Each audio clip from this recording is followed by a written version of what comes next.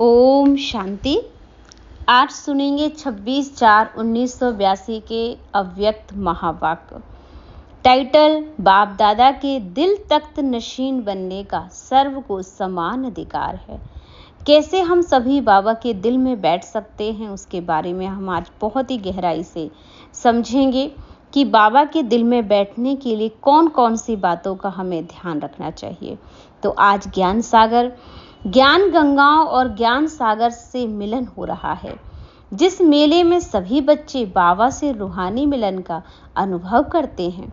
बाप भी रूहानी बच्चों को देखकर हर्षित होते हैं और बच्चे भी रूहानी बाप से मिलकर हर्षित होते हैं, क्योंकि कल्प कल्प की पहचानी हुई रूहानी रूह जब अपने बुद्धि योग के द्वारा जानती है कि हम भी वो ही कल पहले वाली आत्माएं हैं और उसी बाप को फिर से पा लिया है, तो उसी आनंद सुख के प्रेम के खुशी के झूले में झूलने का अनुभव करते हो। ऐसा अनुभव कल पहले वाले बच्चे फिर से कर रहे हो। वो ही पुरानी पहचान फिर से स्मृति में आ गई।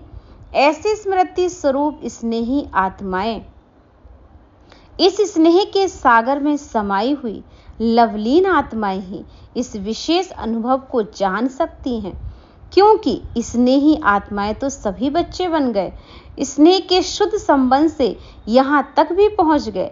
फिर भी स्नेह में नंबरवार क्यों?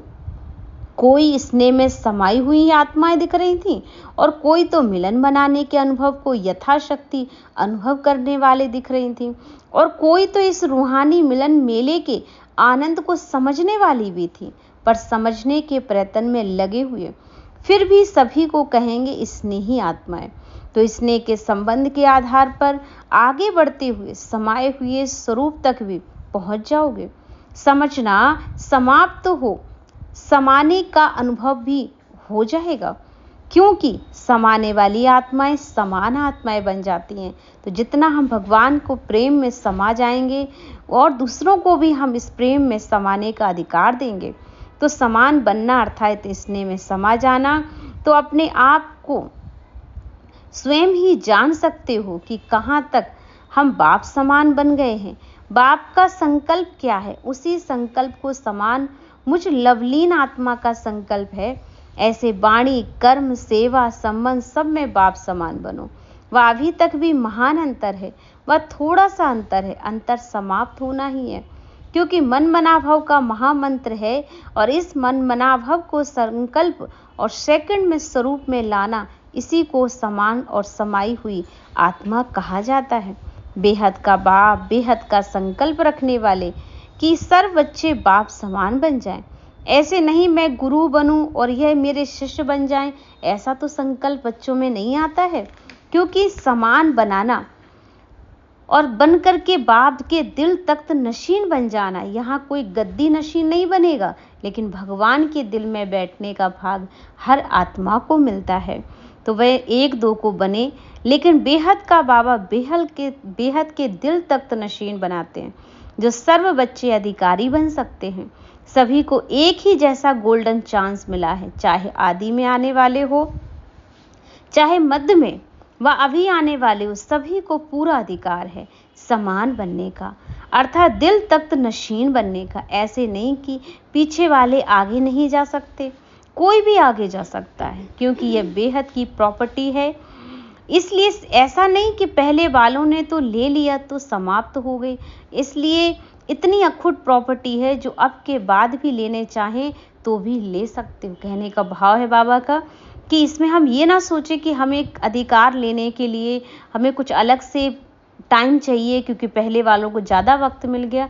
पर बाबा ने कहा लास्ट सो फास्ट, जो अधिकार जिसको लेना है वो सेकंड में बन सकता है और सभी अधिकारी बन सकते हैं, क्योंकि अधिकार लेने के साथ साथ अधीनता के संस्कार को हमें छोड़ना पड़ता है।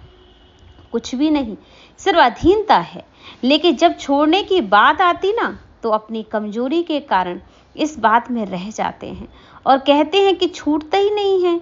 दोष संस्कारों को दे देते हैं, संस्कार नहीं छूटता, लेकिन स्वयं नहीं छोड़ते हो, क्योंकि चेतन शक्तिशाली स्वयं आत्मा व संस्कार है। तो इसलिए संस्कार ने आत्मा को धारण किया है व आत्मा ने संस्कार को धारण किया है। सोचो कितनी गहरी बात कही बाबा ने कि संस्कार आत्मा को धारण किया है या संस्कार आत्मा में धारण किया है। कौन सा स्वरूप हो आप? आत्मा की चेतन शक्ति क्या दिखती है? संस्कार। वह संस्कार की शक्ति आत्मा है। जब धारण करने वाली आत्मा ही है संस्कार को, तो छोड़ना भी तो आत्मा को ही पड़ेगा, ना कि संस्कार स्वयं छूट जाएंगे। फिर भिन्न भिन्न नाम देते हैं, संस्कार, स्वभाव, आदत व नेचर, लेकिन कहने वाली शक्ति कौन कह रही है? आदत बोलती व आत्मा बोलती है, तो मालिक बोलता है या गुलाम बोलता है? तो अधिकार को अर्थात मालिकपन को धारण करो। इसमें बेहद का चांस होते हुए भी यथाशक्ति लेने वाले बन जाते हो। कारण क्या हुआ? कहते हैं मेरी आदत है ना, मेरे संस्कार हैं, मेरी नेचर है, लेकिन मेरा कहते हुए भी मालिकपन नहीं। अगर मेरा है तो स्वयं मालिक हुआ ना। ऐसा मालिक तो चाहे वह कर ना सके, परिवर्तन कर ना सके, अधिकार रख ना सके, उसको क्या कहेंगे? क्या ऐसी कमजोर आत्मा को अधिकारी आत्मा कहेंगे? तो खुला चांस होते हुए भी बाप नंबरवार नहीं देते, लेकिन स्वयं नंबरवार बना देते हैं। बाप का दिल तक तो इतना बेहद का बड़ा है जो सारे विश्व की आत्माएं भी समा सकती हैं। इतना विराट रूप है, लेकिन बैठने का हिम्मत रखने वाले कितने बनते हैं? क्योंकि दिल तख्त नशीन बनने के लिए दिल का सौदा करना पड़ता। इसलिए बाप का नाम क्या है? दिल वाला पढ़ाना। तो दिल लेता भी है, दिल देता भी है। जब सौदा करने लगते हो ना, तो चतुराई बहुत करते हो। पूरा सौदा नहीं करते हो, थोड़ा रख लेते हो। फिर क्या कहते हो? धीरे धीरे करके देते जाएंगे बाबा को। किस्तों में सौदा करना पसंद करते हो? एक धक से सौदा करने वाले बनो ना। एक के होने के कारण सदा एक रस रहते हो और सब में नंबर 1 बन जाते हो। बाकी जो थोड़ा थोड़ा करके सौदा करते ना, एक के बजाय 2 नाव में पांव रखने वाले बन जाते हैं। तो सदा कोई ना कोई उलझन की हलचल रहती है, एक रस नहीं बन सकते हैं। इसलिए सौदा करना है तो सेकंड में करो, दिल के टुकड़े टुकड़े नहीं करो। आज अपने से दिल हटाकर बाबा से लगाई, एक टुकड़ा दिया अर्थात एक किस्त दे दी। फिर जब कल संबंधियों से दिल हटाकर बाबा को दी, दूसरी किस्त दे दी और दूसरा टुकड़ा दिया, फिर इससे क्या होगा? बाबा की प्रॉपर्टी के अधिकार के टुकड़े हकदार बन जाओगे। प्राप्ति के अनुभव में सर्व अनुभूतियों के अनुभव को पा नहीं सकोगे। थोड़ा थोड़ा अनुभव किया ना, इससे सदा संपन्न बनो, सदा संतुष्ट नहीं। इसलिए कई बच्चे अभी तक भी ऐसे ही कहते रहते हैं, वर्ण करते हैं कि जितना जैसा होना चाहिए वह उतना नहीं है। कोई कहते हैं पूरा अनुभव नहीं होता, थोड़ा होता है। कोई कहते हैं होता है लेकिन सदा नहीं होता, क्योंकि पूरा फुल सौदा ही नहीं किया ना, किस्तों में सौदा करते हैं तो अनुभव भी फुल नहीं हो रहा है। एक साथ सौदे का संकल्प नहीं किया, कभी करके करते हैं तो कभी अनुभव भी कभी कभी होगा, सदा नहीं हो रहा। वैसे तो सौदा ही है ना। कितना श्रेष्ठ प्राप्ति वाला है भटकी हुई दिल देना और दिलाराम बाबा के दिल तख्त पर आराम से अधिकार पाना। फिर भी सौदा करने की हिम्मत जानते भी हो, कहते भी हैं, लेकिन फिर भी हिम्मतहीन भाग पा नहीं सकेंगे। है तो रास्ता सौदा ना, सस्ता ही सौदा है ना। यह मुश्किल लगता है, कहने में तो सब कहते सस्ता है, जब करने लगते ना तो मुश्किल बना देते हो। वास्तव में देना देना नहीं होता, लोहा दे करके हीरा ले रहे हो आप। यह देना हुआ या लेना हुआ, तो लेने की भी हिम्मत नहीं है क्या? इसलिए कहा कि बेहद के बाप देता है सबको एक जैसा, लेकिन लेने वाले खुला चांस होने के नंबरवार बन जाते। चांस लेना चाहे तो भी ले नहीं, फिर उलझन में भी सुनेंगे। उल्हाना क्या देते? हो सकता था, लेकिन ये कारण रहा ना, पहले आता तो आगे चला जाता था ना, ये परिस्थिति नहीं होती तो आगे चला जाता। ये उल्हाने स्वयं की कमजोरी की बात है। इसलिए 100 स्थिति के आगे परिस्थिति कुछ भी कर नहीं सकती। इसलिए विघ्न विनाशक आत्माओं के आगे विघ्न पुरुषार्थ में रुकावट डाल नहीं सकता।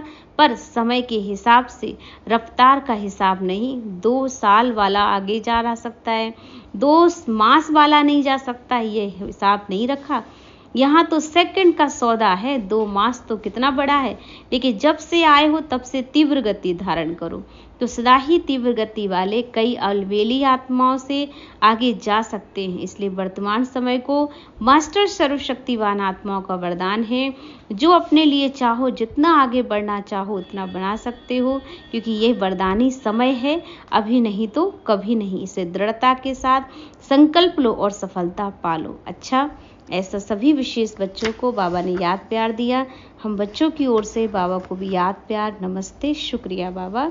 तो आज बाबा की मुरली से हमने बहुत ही गहरी बातें सीखी कि कैसे बाबा कहते हैं अब किस्तों में हमें भगवान को दिल नहीं देना है, सेवा नहीं करनी है या अपनी कमजोरियां नहीं छोड़नी।